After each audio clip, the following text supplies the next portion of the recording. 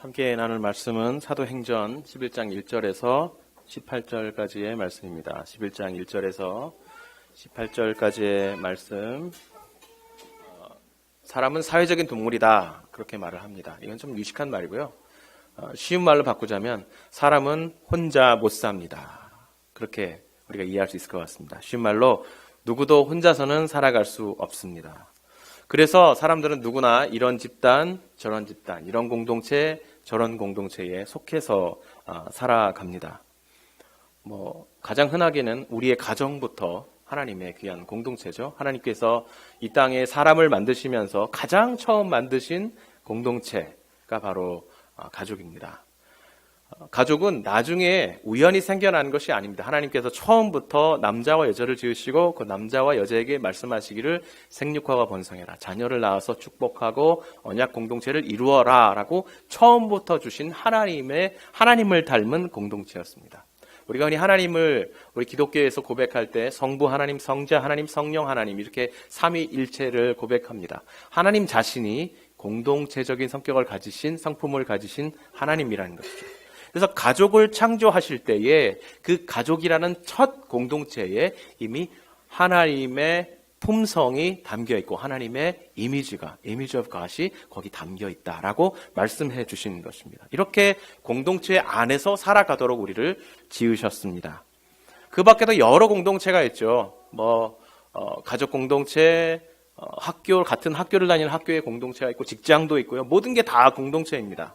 그 흔한 개 모임도 있고, 또 학교를 졸업한 후에도 사람들은 이 공동체가 그리워서 같은 학교 출신이면 동문회, 같은 지역 출신이면 향후회, 또 하다못해 군대를 같은 곳에서 나왔으면 또 전후회, 이렇게 모임을 만듭니다.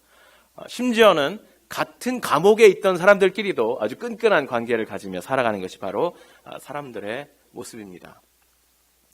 이렇게 잘 되는 모임들을 우리가 보면 그 잘 되는 모임들일수록 자주 만나고 그리고 정기적으로 만나는 것을 우리가 볼 수 있는데요.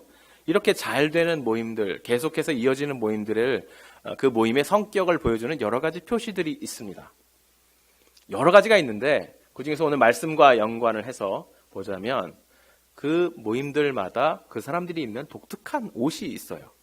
독특한 옷. 모일 때마다 이 옷을 입고 모여야 합니다 라는 어떤 그 모임의 성격을 나타내주는 옷이 있습니다. 우리가 그것을 쉬운 말로 드레스 코드라고도 하고 여러 가지 얘기하죠. 드레스 코드 혹은 유니폼이라고 하죠.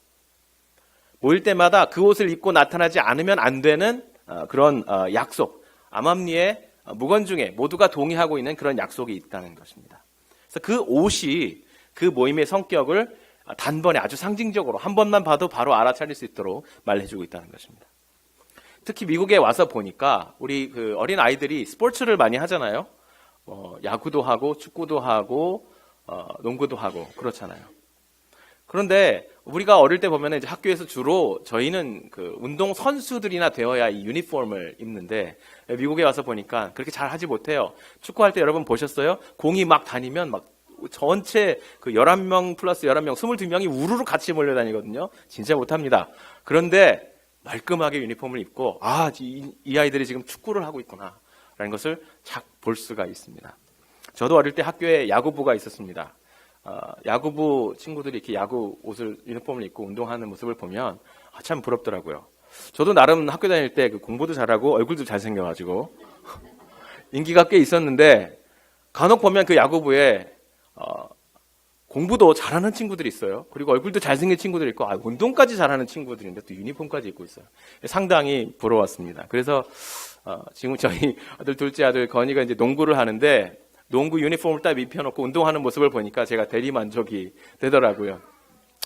어쨌든 이렇게 뭔가 유니폼을 입고 있는 것, 옷을 입고 있는 것, 그 모임에 합당한 옷을 입고 있는 것이 그 모임이 어떤 모임인지를 정확하게 보여주는 것입니다. 가끔씩 그 모임의 성격이 있어서 이런 옷을 입고 와야 한다고 다 알고 있어서 그 옷을 입고 다 모였는데 가끔씩 그것을 모르고 엉뚱한 옷을 입고 오는 사람들이 있습니다. 그래서 한 사람이나 두 사람이 그렇게 엉뚱한 옷을 입고 오면은 예를 들어서 저희가 퓨너럴로 모였는데 모두 다 검은색, 하얀색, 회색 이런 옷을 입고 왔는데 한 사람이 빨갛고 파란 옷을 입고 화려한 옷을 입고 탁 오면 그 안에 모인 사람들이 그 사람을 보면서 불편해합니다. 저 사람은 왜 저런 옷을 입고 왔지? 생각이 없나? 왜 저러지? 못 들었나? 그래도 이건 퓨너럴인데 당연히 알아야 되는 거 아닌가? 막 온갖 불편한 마음들이 안에서 막 생겨나지요. 그리고 또 사람들이 그를 향해서 보여주는 그 불편한 시선 때문에 그 옷을 입고 온 사람도 이제 불편해지기 시작하고, 내가 거부를 당하고 있구나. 이 공동체에서 내가 지금 괄시를 당하고 있구나. 이런 마음을 갖게 됩니다. 그러니까 서로 불편함이 가중되는 것입니다. 제가 군대 생활을 상대적으로 좀 오래 했습니다. 이 군이라는 곳이 이 복장에 대한 규율이 상당히 강하잖아요. 그래서 우리 사병들이 휴가를 한 번씩 나갔다 오면 이 군복이 막 바뀝니다. 군에서 지급해주는 그 군복은 사실은 별로 이렇게 좋지 않아요.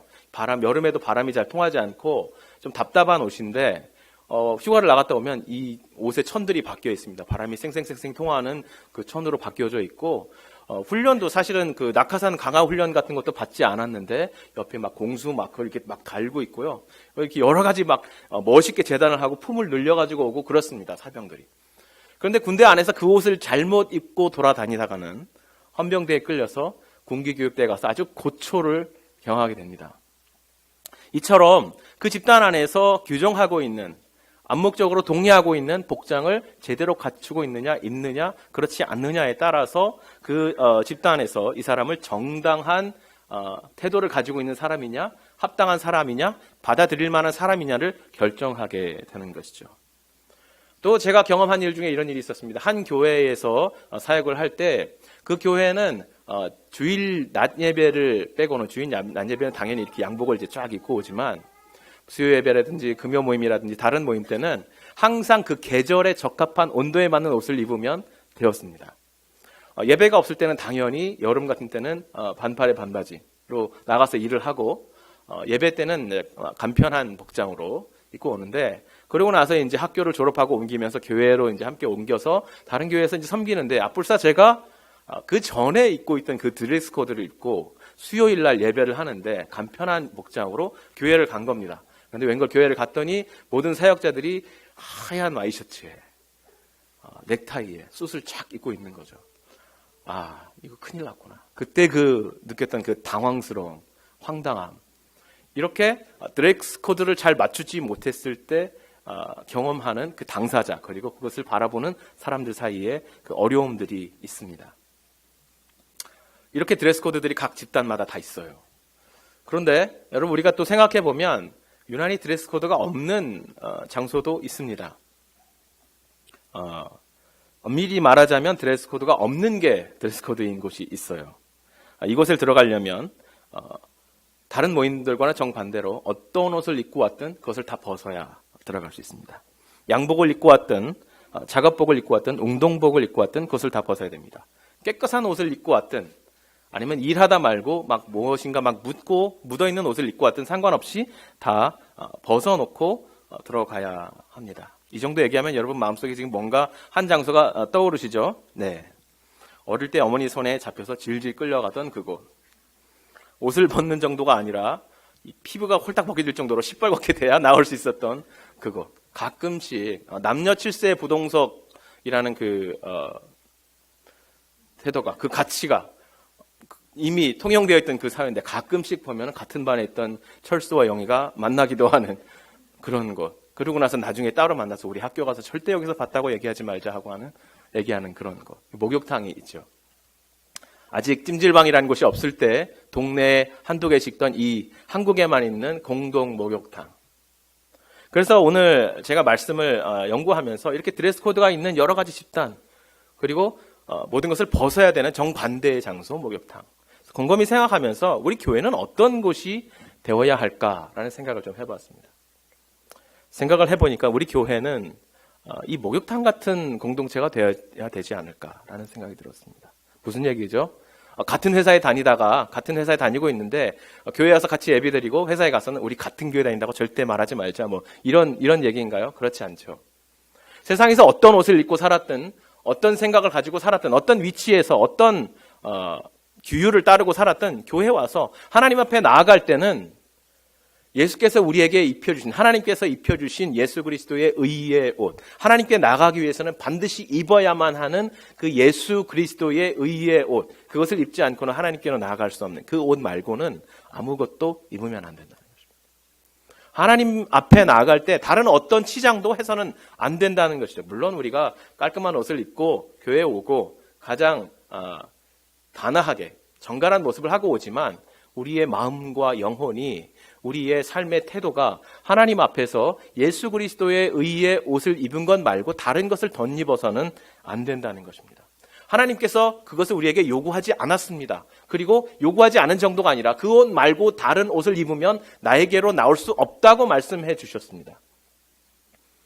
그렇다면 하나님께서 나에게 입지 말라고 말씀해 주셨다면 우리도 다른 사람에게 내가 우리 공동체에 들어오려면 적어도 이런 옷을 입어야 되라고 말할 수 없습니다.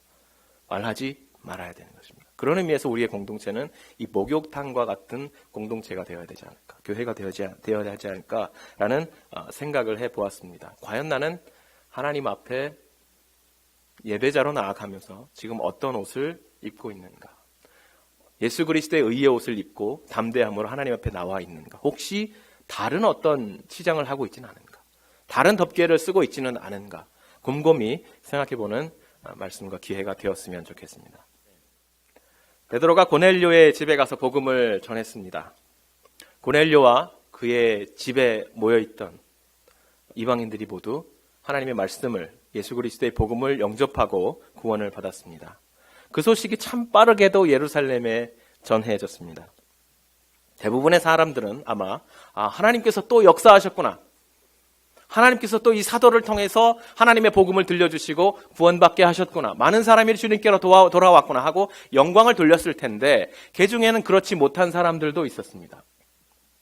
성경은 그들을 오늘 할례자들이라고 부르고 있습니다. 사실 예루살렘 교회에 있던 모든 사람들은 할례를 받지 않은 사람이 당시에는 없었습니다. 모두가 유대인들이었습니다. 아시다시피 유대인들은 난지 8일 만에 모든 사람이 할례를 받아요.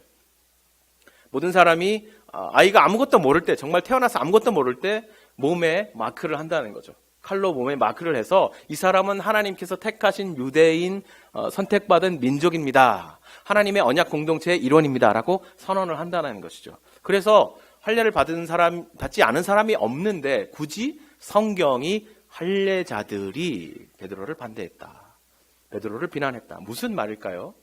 이들이 주장하는 아주 익스트림한, 아주 과격한 하나의 주장이 있었는데 그것 때문에 그런 것이죠. 이들은 어떤 생각을 가지고 있었냐면 공동체 안에, 그리스도의 공동체는, 믿음의 공동체 안에 들어와서 성령을 받았다는 것은 마음의 할례를 받았다는 것인데 마음의 할례를 받기 전에 우리 공동체 안에 들어오려면 먼저 몸의 할례를 받아야 됩니다 라고 주장하는 사람들이었던 것입니다. 먼저 교회 안에 공동체가 되기 위해서는 유대인이 먼저 되어야 합니다. 먼저 개종해야 합니다. 그렇지 않으면 율법에서 정하고 있는 부정함과 정함의 그 규율들을 다 어기게 되고 하나님을 멸시하게 되고 복음과 언약과 율법을 다 무너뜨리게 됩니다 라고 주장하는 사람들이었습니다. 그래서 지금 베드로, 예루살렘에 와 있는 베드로에게 어떻게 당신이 그렇게 경솔하게 행동할 수 있습니까? 먼저 할례를 주고 개종을 하게 한 다음에 복음을 전하고 그 사람들로 하여금 마음의 할례를 받게 해야 될 텐데 어떻게 그렇게 함부로 행동하게 하셨습니까? 어떻게 그렇게 할례를 받지 않은 사람들과 같이 먹고 살을 맞대고 함께 머물 수가 있습니까? 라고 지금 강하게 비난을 하고 있는 것입니다. 이 날카로운 비난에 마주해서 지금 베드로가 서서 자신의 했던 그 사역의 과정을 말해주고 있습니다. 인간적으로 보자면 이쯤에서 베드로가 한번 버럭 소리를 지르고 너희가 대체 무슨 말을 하는 것이냐라고 얘기를 할 것 같은데 베드로가 그렇지 않습니다. 베드로가 있었던 일들을 차근차근 하나하나 설명하기 시작합니다. 우리가 10장에서 읽었던 그 긴 이야기를 더 짧게 그러나 명확하게 아주 생생하게 전해주기 시작하는 것이죠. 여러분, 하나님께서 교회 안에서 많은 일들을 이루시고 성도들을 통해서 많은 일들을 이루시는데 우리가 하나님께서 이루시는 그 일들을 경험하지 못하면, 함께 경험하지 못하면 아무리 성령께서 이루신 일이라 하더라도 우리가 그 일에 대해서 다른 생각을 할 수가 있습니다.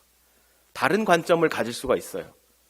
설령 그것이 옳지 못하고 잘못된 관점이라고 할지라도 사람이 나와 다른 생각을 할 수 있다는 것 자체를 우리가 부정할 수 없습니다. 그래서 교회 안에서 이렇게 다른 생각을 할 때에 설령 조금 틀린 생각, 조금 깨닫지 못한 약간은 함께 공감할 수 없는 생각들이 있다 할지라도 이 베드로와 같이 우리가 신중하게 서로 소통하는 자세로 나아가는 것은 교회 안에서 매우 중요하다고 생각합니다. 교회가 한 번 더 성숙한 자리로 나아갈 수 있느냐? 그러지 않고 분쟁과 어려움 속에 들어가느냐의 그 기로들이 바로 이런 곳에 있지 않은 것인가라는 생각을 해보는 것입니다.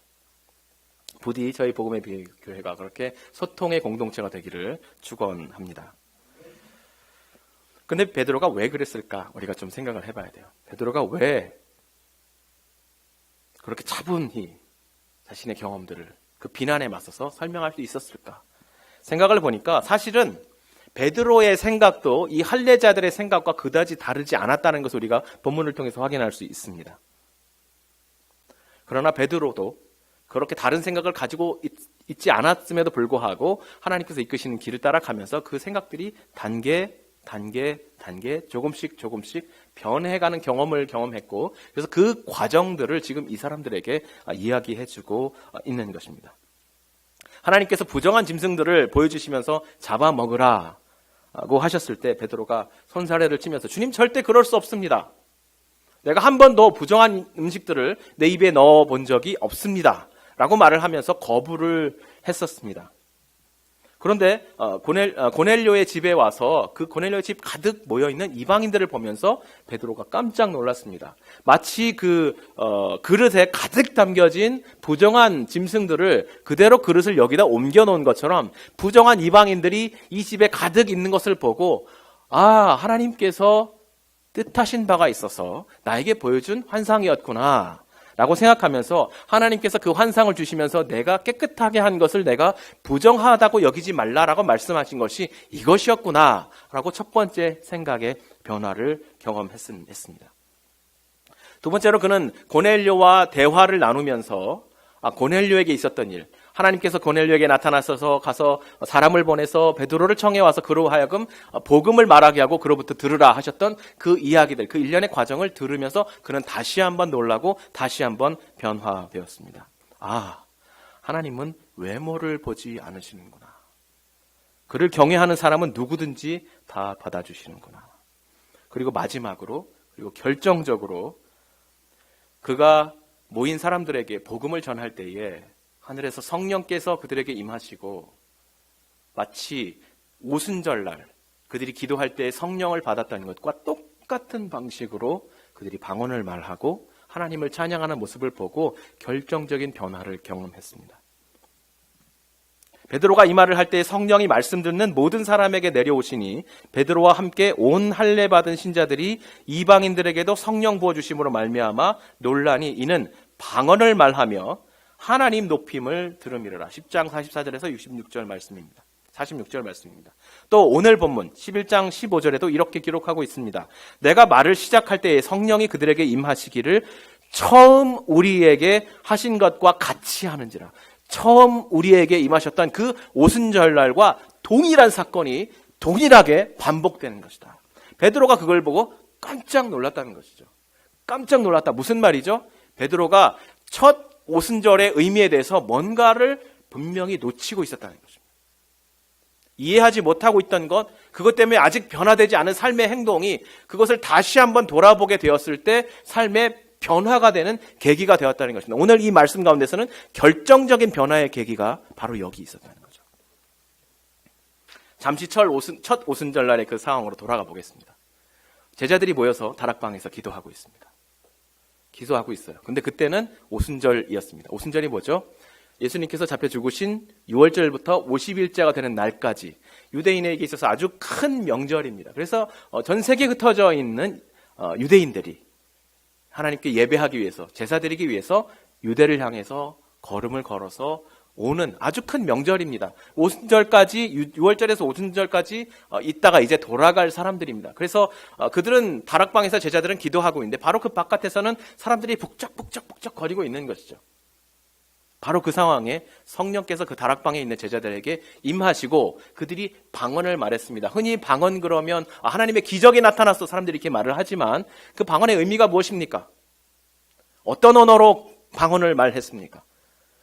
복음을 전하게 하시려면 하나님께서 그 당시에 가장 잘 발달된 헬라어나 혹은 라틴어나 로마의 말로 복음을 전하게 하셨을 텐데 하나님께서 그렇게 하지 않으시고 그렇게 먼 곳에서 온 사람들, 어디서 왔는지도 모르는 그 많은 사람들, 그 하찮게 여겨지는 동네, 그 동네의 사투리로, 우리말로 하자면 그 사투리로 하나님께서 복음을 전하게 하셨다는 것입니다. 어딘지도 알지 못하는 그 동네의 말로 하나님께서 복음을 전하게 하신 것입니다. 무슨 말입니까?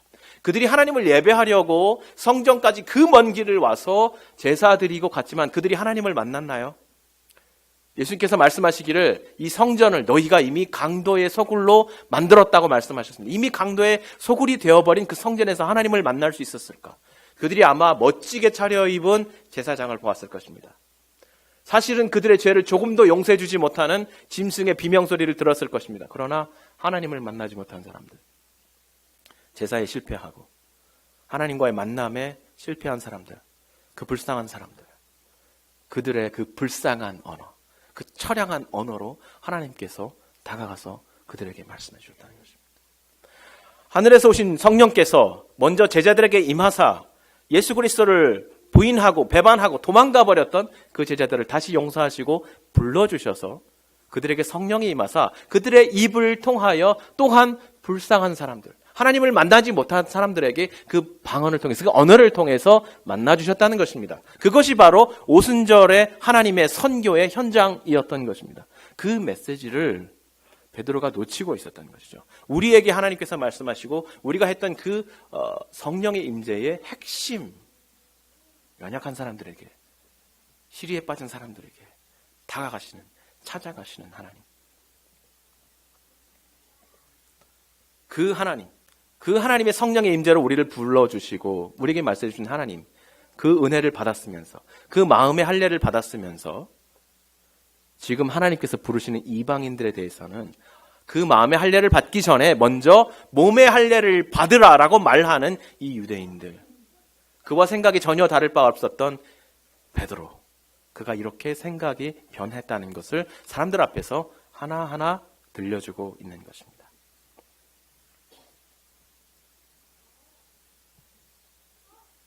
그렇게 한 걸음 한 걸음 베드로의 마음을 변화시켜 가셨습니다. 여러분, 우리의 마음에도 그런 한계들이 다 있습니다.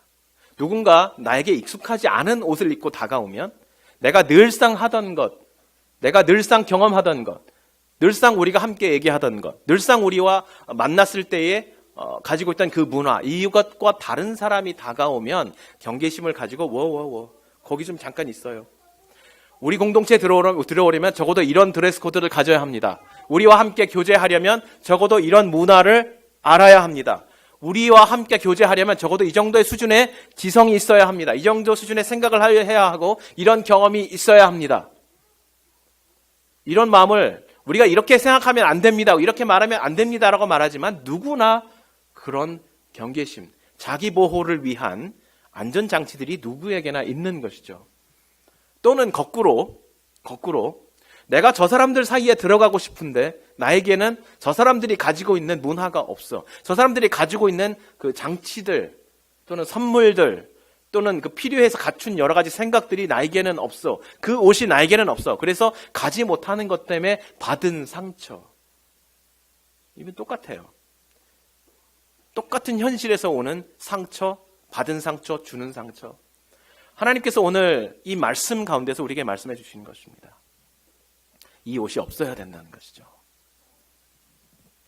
앞서서 제가 교회 안에 좀 다른 생각이 있더라도 그 생각들을 묵살하거나 아니면 베드로처럼 무시해서는 안 된다라고 말씀드리면서 베드로처럼 우리가 서로 소통해야 되고 받아들여야 되고 차근차근 설명을 해야 된다 설명을 했지만, 그러나 여러분 이것이 어떤 교회 안에서 일어나고 우리를 통해서 하나님이 하기를 원하시는 일에서 제외되어 있으면서 쉽게 비난하고 쉽게 판단하는 사람이 되어야 된다고 말하는 것은 아닙니다. 베드로처럼 우리가 만약 그 하나님의 사역에서 소외되어 있다면, 교회에서 그 하나님의 역사하시는 교회 귀한 성도들을 통해서 일하시는 일로부터 우리가 만약에 많이 떨어져 있다면 우리가 속히 그 안으로 들어가야 돼요. 근데 어떻게 들어가야 되느냐? 그것을 오늘 베드로가 말씀해 주고 있습니다. 하나님께서 인도하시는 그 걸음걸이, 그 징검다리를 통해서 한 걸음 한 걸음 한 걸음 하나님과 동행해서 나아갈 때 우리의 생각들이 변화된다는 것입니다. 하나님의 은혜의 방편 안에, 우리에게 주시는 여러 가지 은혜의 방편 안에, 은혜의 방법들, 양육의 자리, 기도의 자리, 예배의 자리에 끊임없이 우리를 노출시키면서 나아갈 때에 우리의 생각이 우리의 마음에 깊이 숨겨져 있던 그러한 의의 옷이 아닌 다른 옷들이 다 벗어진다는 것입니다. 우리의 손으로 할 수 없습니다. 우리를 인도하시는 하나님의 그 은혜에 노출될 때에만 우리가 변화될 수 있습니다. 그 옷들을 하나하나 모두 벗어야 합니다. 그러지 못했을 때 우리는 교회 안에서 자칫 나는 합리적으로 말해, 나는 이성적으로 판단해, 나는 좌우로 치우치지 않아 라고 생각하는 우리의 생각들이 잘못하면 하나님의 사역을 거스리는 일들이 될 수 있습니다. 그래서 베드로는 우리에게 경고의 음성을 들려주고 있죠. 내가 누구이기에 하나님을 능히 맡겠느냐. 사실 우리의 생각이라는 것이 사실은 두 가지인 것 같아요. 너무 익숙한 생각들, 너무 익숙한 것들. 사실은 우리가 입고 있는 옷이라고 여기지도 못하고 우리 그 피부에 달라붙은 것 같은 피부처럼 여기는 것들. 때로는 그 반대로 우리가 그것을 얻기 위해서 너무 많은 것을 쏟아붓고 너무 많은 희생을 하고 너무 많은 귀한 가치를 쏟아붓기 때문에 이것을 웬만한 가치를 지불해주지 않고는 바꿀 수 없는 소중한 것들이라고 여기는 것들. 그런데 그런 것들도 하나님 앞에서 우리의 예수 그리스도의 의의 옷이 아닌 다른 옷이라면 벗어야 된다고 말씀해 주고 있습니다. 벗어야 된다는 것입니다. 때로는 그것을 의도적으로 우리가 벗자면 여러분 살에서 뜯어내면 피가 나고 아프잖아요. 그러나 정말 바라옵기는 베드로를 하나님께서 한 단계 한 단계 한 단계 이끌어 가셨던 것처럼 우리의 은혜의 노출, 은혜의 자리에 우리 스스로를 노출함으로 말미암아서 스텝 바이 스텝 한 걸음 한 걸음 하나님이 변화시켜 주시기를 소원합니다. 자꾸 나오셔야 합니다. 여러분 제가 권면합니다. 올 한 해 주님께서 주시는 은혜의 많은 기회들이 있을 것입니다. 예배의 자리, 기도의 자리, 양육의 자리. 여러분 우리가 몸부림쳐서 그 자리에 나가지 않으면 우리가 변할 수 있는 방법이 없어요. 하나님의 은혜 앞에 복음 앞에 나아가서 서지 않으면 여러분 사람이 변하지 않습니다. 생각이 안 변합니다. 우리 피부처럼 바짝 달라있는 이 옷을 절대 벗을 수가 없습니다. 사람에게는 누구나 벗을 수 있는 옷이 있고 스스로는 벗을 수 없는 옷이 있어요. 우리말 속담에도 중이 제 머리를 못 깎는다는 말이 있습니다. 절대 제 머리 자기가 못 깎아요. 어떻게 해야 합니까? 은혜의 자리에 나와야 됩니다. 예배의 자리, 기도의 자리, 양육의 자리, 공동체의 모임 가운데 역사하신 하나님의 그 은혜 앞에 나를 계속해서 노출시켜야 합니다. 그 앞에 나올 때 비로소 은혜가 우리의 그 옷을 하나 벗겨주시는 것입니다. 그 권면을 들으시고 주님의 은혜 안에 성장해 가시는 한 해가 되기를 간절히 제가 바라고 축원하는 바입니다. 이러한 목욕탕 같은 공동체, 다 벗어야 들어갈 수 있는 공동체, 그런 공동체, 우리 복음의 빛 교회가 이런 목욕탕 같은 교회가 되기를 주님의 이름으로 축원합니다.